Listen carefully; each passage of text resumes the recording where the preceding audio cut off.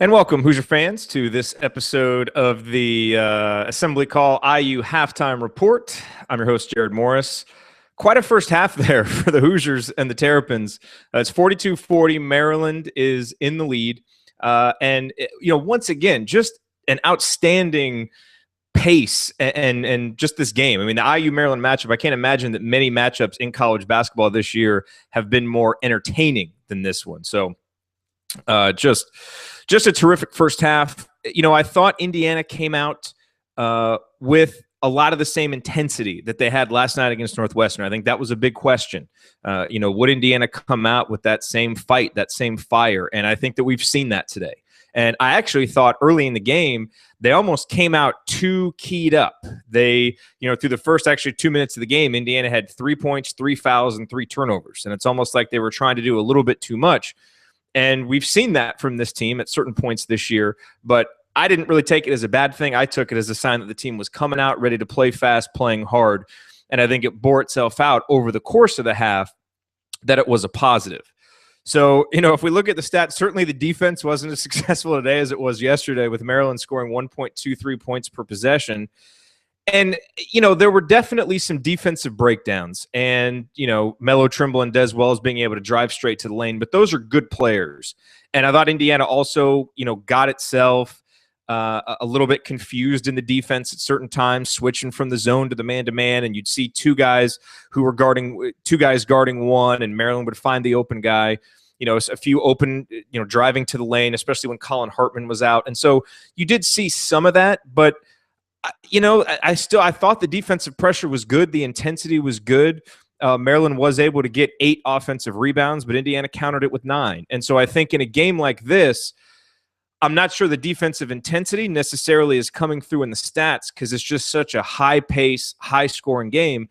And some games are just like that. But I like at least the effort that we have on defense. And I thought really there early that Troy Williams was terrible on defense. I mean, there was a stretch there where, there was one play where he didn't close out on Evan Smotrich. Smotrich drove to the lane. Colin Hartman got his second foul.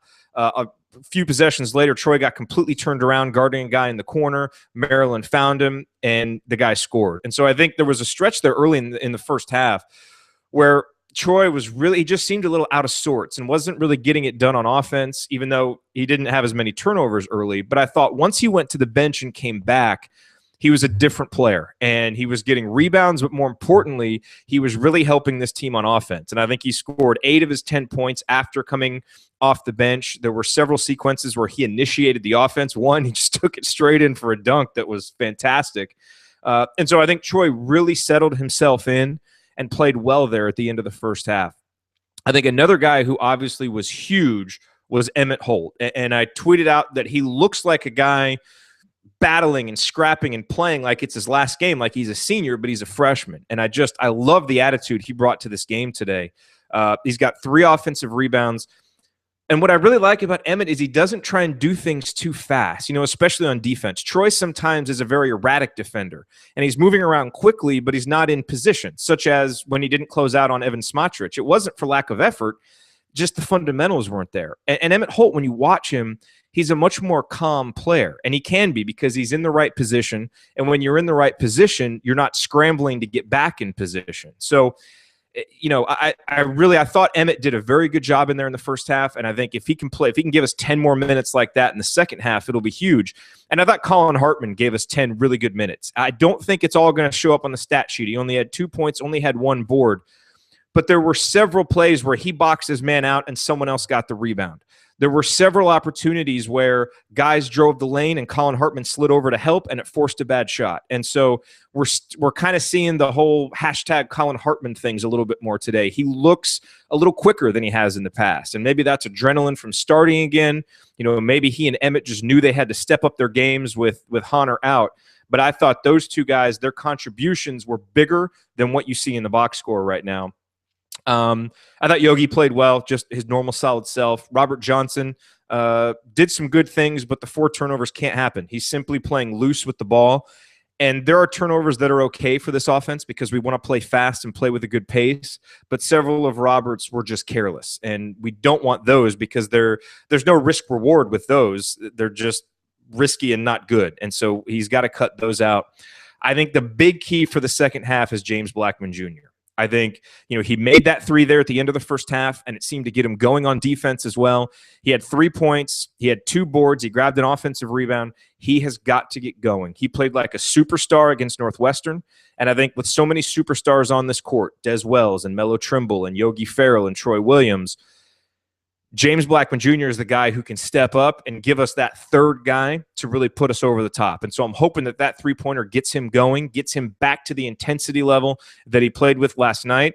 Because the thing is, Troy's got 3 fouls, and we know how aggressively he plays. He can pick up a foul at any time. And so that's going to be a story to watch because Troy played so well at the end of the first half.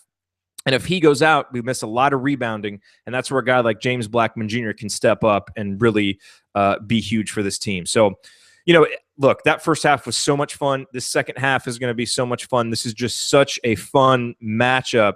And I tweeted before the game to Doc Libby, to Yogi's mom. I said, I'm feeling a Yogi game winner tonight. I mean, look, the basketball gods owe us one with some of the shots that Yogi's missed. I don't know. I got this feeling it's going to come down to Yogi, and he's going to make the shot tonight. So we'll see. For that to happen, Indiana's got to keep playing hard. They've got to play smart. Obviously, they've got to make shots. And we need James Blackman Jr. to step up, be the superstar we know he can be that he was last night. And if those things happen, Indiana's going to move on and play some basketball on Saturday. But this is a good team they're playing. And so I think overall, even though Indiana's down 2, and even though we've given up 1.23 points per possession, I don't have a lot to gripe about. This is just a fun, up-tempo basketball game. There's going to be turnovers. There's going to be mistakes. But Indiana's playing its heart out. And it looks to me like the team that showed up yesterday, which is a completely different team from the one that showed up 3 games ago. So maybe getting away from Assembly Hall was good for this team. But I think they're ready to go out and do what they need to do in the second half. We will see.